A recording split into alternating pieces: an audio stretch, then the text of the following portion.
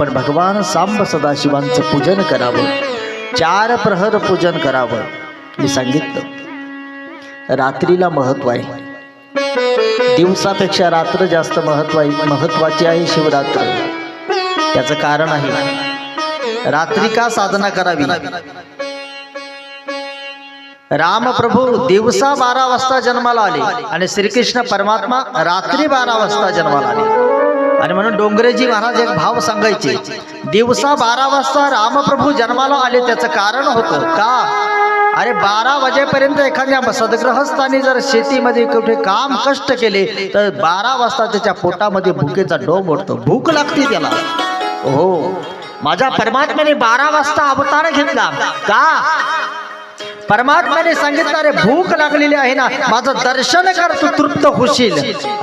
दिवसा 12 वाजता अवतार घेऊन भगवान परमात्म्याने आपल्याला शिकवलं.